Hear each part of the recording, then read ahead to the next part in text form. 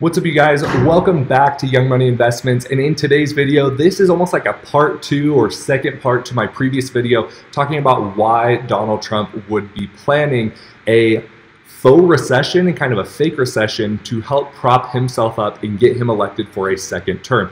One of the things I did not talk about in that previous video, though, is how the lowering of interest rates could very dramatically help Donald Trump in his business world in order to save millions and millions of dollars over the course of the next few years. And so in today's video, I want to talk about that and why this is honestly and truly a very important financial stimulus for him in order to do these things, not only to help the US economy, but really line his pockets. So I'm not much of a conspiracy theorist, you guys, but you gotta watch this video and find out this information because I think it is crucial in helping us to understand the minds of politicians out there. Let's get it, you guys. Let's roll the intro.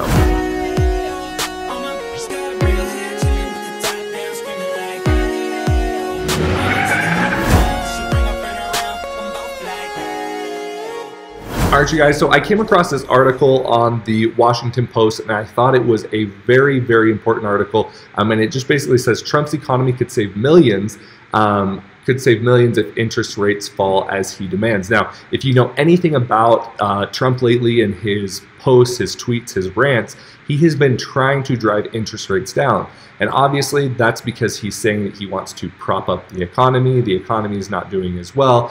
The stock market's falling. The stock market's really falling because of the China trade war talk that he is really initiating.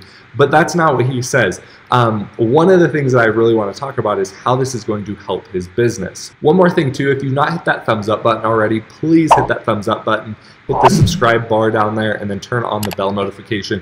That will help you get to know anytime that I'm releasing a new video. And then, hey, it just helps me with the algorithms. More people get to watch these videos, and that's why I make these videos. I just want to keep making more, and your support, that's all I ask. I don't ask you to pay me anything. I don't ask you to buy me anything. Literally, I just would love you to give me a little like. That's it. All right, you guys, so as you can see, as we roll over here to the computer, we see that Trump, like it says here, Trump's company could save millions if interest rates fall as he demands. Now, one of the things it says in here that I think is important is it says, President Trump stands to save millions of dollars annually on interest on outstanding loans on his hotels and resorts if the Federal Reserve lowers rates as he is demanding or has been demanding according to public filings and financial experts. Now, the article here also goes on to say something that I found very important. It says the Trump administration has argued that lower interest rates would spur more consumers to buy houses, cars, and businesses to invest in new factories. Cutting rates also typically lowers the value of the dollar, making U.S. products cheaper overseas buyers a goal of the president. But most economists and business leaders say Trump's trade war is the biggest threat to the economy, which I agree, not interest rates, which are already at historically low levels. So when you think about this, honestly and truly, it's not a bad idea to theoretically cut interest rates. I believe for us in general, it's great to be able to borrow money. If you're a businessman, I am an entrepreneur, I'm a businessman. I need to borrow money sometimes in order to build up a business. That is the way debt works. If you can use good debt, you can build a business much more quickly as opposed to if you sat around, saved up a whole bunch of capital, and then finally were able to invest as inflation occurred and as your dollar was worth less, because as we all know, inflation continues to make the dollar worth less over time. Now, I honestly and truly believe that the real threat to the economy, as this article states, is not inflation or interest rates. More so, it's actually the fault of the trade war talk. That is where I think it is very interesting that he is so persistent on getting our interest rates down. And in this video, I want to talk about exactly why I think that is. So let's take a read right through here as it says, since taking office, Trump has aggressively sought to lower interest rates and rejected the mostly hands-off approach other presidents have taken to the Fed, repeatedly blasting Chairman Jerome H. Powell, whom Trump appointed to the post last year, for not falling in line. The one thing that I find really interesting and ironic in this is the fact that Trump is the one that appointed Jerome Powell to the chairman of the Federal Reserve. And here now he is the one blasting him over and over and over in tweets, saying that he needs to lower interest rates, he needs to do this, he needs to do that. And it's like, dude, do you realize you're the one that appointed me to do this job, and now you're telling me I'm not doing my job right? There's something more to that, and we're going to read about it right now. So on Friday, this was also just here over the weekend, after Powell made no announcement of a rate cut and instead voiced concerns about Trump's trade war on China, the president immediately attacked him on Twitter, writing that, as usual, the Fed did nothing, and comparing Powell to Chinese President Xing, I really don't know how to pronounce that. It's really bad, you guys. My only question is, who is our bigger enemy, Jay Powell or Chairman Yi? Trump posted. Trump and his advisors have privately discussed creating a rotation among the Federal Reserve governors that would reduce Powell's influence, the Washington Post reported later this week. So one has to start asking, if President Donald Trump is the one that empowered Powell into office, why is he so persistent at trying to get this rate cut? Well, let's see. So as it says right here, experts said it's difficult to ascertain exactly how much Trump would save if he gets the reduction in the short-term interest rates that he urged from 2.25% to 1.25%, a move typically reserved for economic emergencies. The one thing they did agree, though, as it says here, is that the president would be substantially impacted by a rate cut. Now, the one thing that I found super interesting in this article is that it says right here, it says an analyst for Bloomberg News found that for every quarter-point reduction, Trump could save $850,000 in annual interest rate payments, which would mean more than $3 million in annual savings if the Fed dropped the rates a full percentage point, as Trump demanded. So during his year as a real estate developer, Trump was famous for his aggressive efforts to save money, even when it meant breaking up relationships or shattering professional norms. Now, for a lot of people, you got to look at that and go, oh my gosh, like that makes sense. And other people are going to go, oh my gosh, you're a freaking idiot. Like, of course that doesn't make sense. Okay, maybe it doesn't make sense. Maybe it makes perfect sense, but hear me out. Trump is a businessman through and through. If you watch this channel, you probably are in somewhere of a business mindset. I gotta guess. I gotta say you're probably slightly business minded.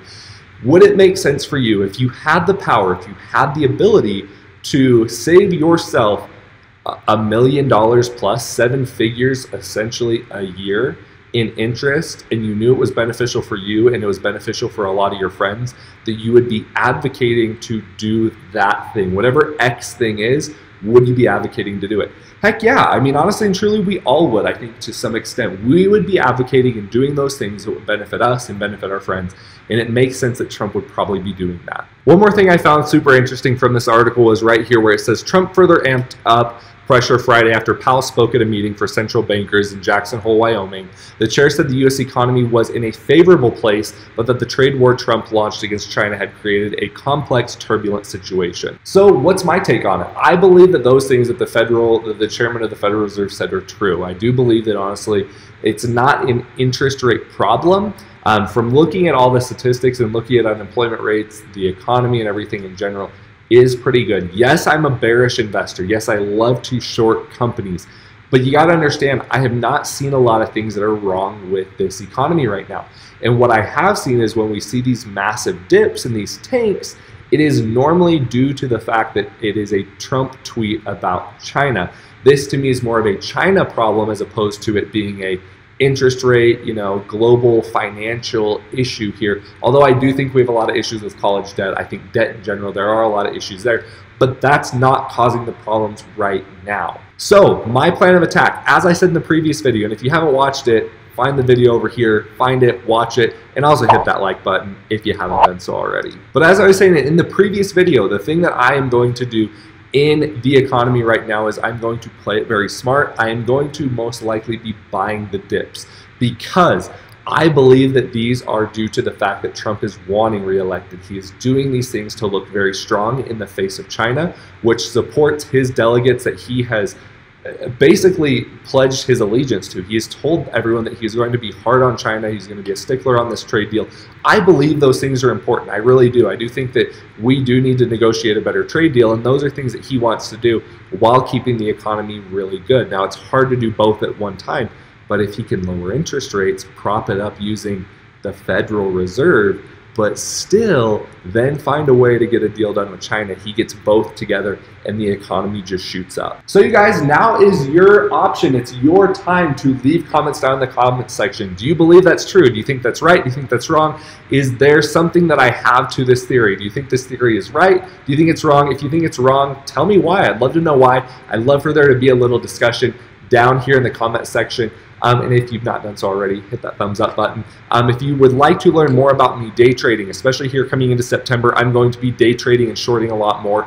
That is an exciting time. If you want to know when I'm buying and when I'm selling any stock at any time of day, I have a private mentorship. The link is down there in the description. I also have a course. If you're new to this, you're just starting to watch my videos and you're going, you know, Cameron, I like this. I like what you're talking about. I find it interesting. I just don't know where to start, and you're saying a lot of things that don't make a whole lot of sense to me. I do have a private course. I have a course that gives you lifetime access to everything. It is way undervalued right now. That price is, it's stupid cheap. Like, honestly and truly, for the amount of information, the number of videos you get, it's super cheap. I don't think there's as good a course out there for the price.